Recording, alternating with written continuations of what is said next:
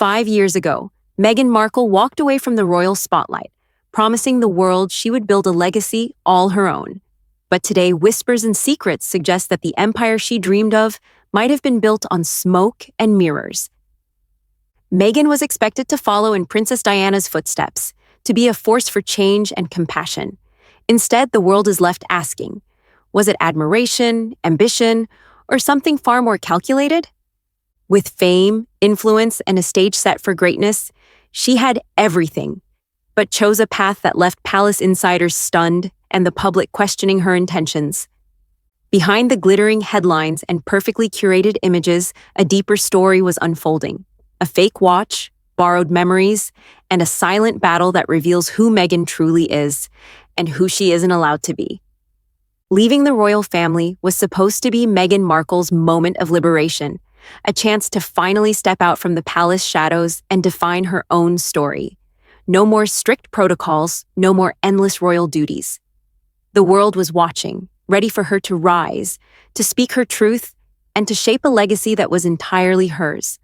For many, it seemed like the perfect opportunity, a blank canvas waiting for a masterpiece. Her inspiration, Princess Diana, had redefined what it meant to be royal. Diana didn't just wear the crown, she used her position to champion causes, to comfort the suffering, and to stand boldly for what she believed in. Meghan had the chance to follow in those footsteps, to honor Diana's legacy not with jewelry or fashion, but with action, courage, and heart. But as time passed, it became clear that the path Meghan chose was something else entirely. What happened after that first step into freedom would surprise everyone, because the world didn't get the hero it expected. Instead, it got a story of mirrors, imitation, and carefully staged images that hid the real truth.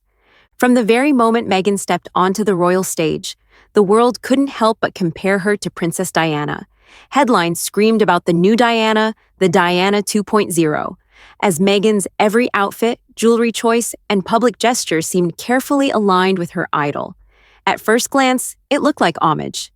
But was it admiration or something far more calculated? A PR strategy designed to borrow Diana's aura without earning it? Then came the Cartier watch, an incident that would quietly shake the palace and stir the tabloids. Meghan was seen wearing what everyone believed to be Diana's iconic timepiece, a sentimental link to the late princess. The public swooned. Headlines framed it as a touching tribute. But the reality was very different. The watch wasn't Diana's at all.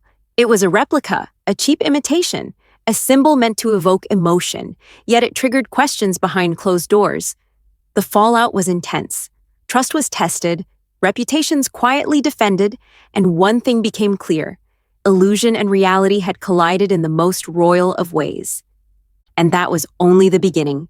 The Cartier watch was a small piece in a much larger puzzle, a puzzle that revealed how deep the divide had grown between Meghan's image and the reality the palace demanded. When Prince William learned the truth about the Cartier watch, it wasn't just a minor mishap. It was a statement of principle. For the royal family, deception, especially involving Diana's memory, wasn't tolerated. William didn't see it as a fashion choice or a publicity stunt. He saw it as a line crossed. In his eyes, Meghan hadn't earned the right to wear Diana's jewelry, not through actions, not through loyalty, and certainly not through borrowed image. It was more than a watch. It was a test of respect, and she had failed. The media had been captivated, printing images and speculations about Meghan honoring Diana. But once the truth came to light, publications quietly issued corrections. The watch was a replica, not Diana's cherished gift. What seemed like a small detail was, in reality, a significant breach of trust. To the palace, it wasn't just about a piece of jewelry. It was about legacy, memory, and the respect owed to one of the most beloved women in modern history. And in that silent correction, William had made his point loud and clear. Diana's legacy wasn't for anyone to mimic. But the watch was just the tip of the iceberg. Behind the public spectacle, deeper tensions were simmering. Tensions that would reveal a stark contrast between borrowed image and true dedication. Freedom was hers for the taking, a chance to define her own path beyond the palace gates. Yet, instead of carving a meaningful legacy, Meghan seemed more focused on performance than purpose. She mirrored Diana's style, curated her public image, and created moments designed for headlines. but the heart of Diana's mission was missing. Humanitarian work, quiet courage, genuine compassion, those were the true markers of legacy. Meghan had the platform to honor them, but chose the image instead. Meanwhile, Catherine quietly built her own credibility. She didn't need photo ops or staged appearances. Every charity visit, every hospital engagement, every act of public duty was proof of her dedication. That consistency earned her not just public admiration, but the palace's trust, and with it, the right to carry Diana's jewelry. While Meghan relied on borrowed symbolism, Catherine demonstrated that legacy is earned through action, not aesthetics. The difference was clear. One pursued reflection in the mirror, the other created impact in the world. And yet Meghan's fascination with Diana didn't end with style and jewelry. There was another, more curious chapter, one that blurred the lines between tribute, performance, and obsession. Then came the Netflix documentary, a seemingly innocent scene. Meghan, sleeves rolled up, shaping clay, with a watch subtly peeking from her wrist. The framing was precise, almost cinematic, as if to whisper, "This is Diana's watch." Headlines followed immediately, framing the moment as homage, admiration, or even connection to Diana's legacy. But behind the cameras, the illusion continued. The watch wasn't Diana's, it was another replica. And just like that, the line between tribute and performance blurred even further. When the truth about the watch came to light, it wasn't just a minor correction. For the royal family, and particularly William, it was a warning. How many other symbols had been misrepresented? How often had a legacy been subtly co-opted for spectacle? The fragile trust fractured. William's patience had limits, and seeing his mother's memory used as a prop was a line he would not allow to be crossed. The narrative, carefully cultivated by Meghan, was unraveling, and the quiet authority of William's correction sent a message louder than any headline. Some things aren't for performance. And yet, this was only one part of the story. Meghan's fascination with borrowed legacy extended beyond jewelry or camera angles. It became a full-scale identity play, one that revealed the stark differences between image and authenticity. When the truth about the watches and other symbolic items surfaced, William didn't rush to public statements or media spectacles. Instead, he acted decisively behind the scenes. Magazines quietly issued corrections, and subtle signals were sent across royal circles. William's message was clear. Diana's legacy was not for sale, not for headlines, and certainly not for personal branding. His quiet authority spoke louder than any interview could, firm, unwavering, and deeply intentional. For William, the jewelry wasn't just accessories, it was a sacred link to his mother, a tangible reminder of her courage, compassion, and lasting impact on the world. Meghan's attempts to co-opt that symbolism were more than superficial missteps. They were a breach of trust. What William protected was bigger than fashion or image. It was the essence of legacy itself. Where Meghan saw aesthetics, headlines, and opportunity, William saw honor, memory, and responsibility. And in this quiet but firm stance, the true difference between performance and purpose was laid bare.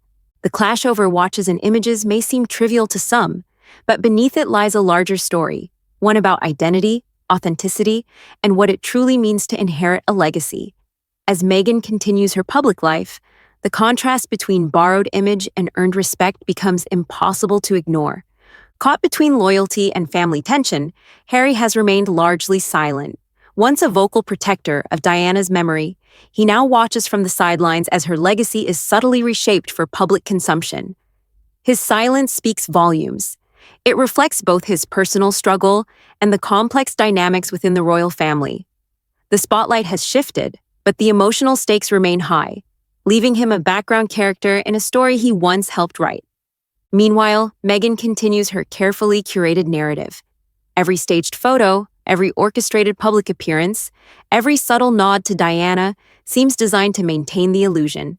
Yet with William's firm stance and the public slowly discerning fact from fiction, cracks are beginning to show.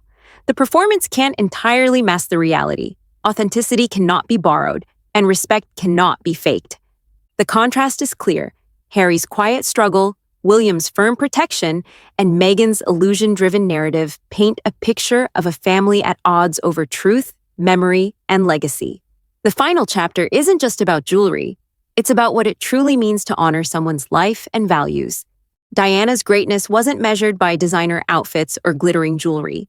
It was measured by her heart, her compassion, and the tangible impact she left on the world.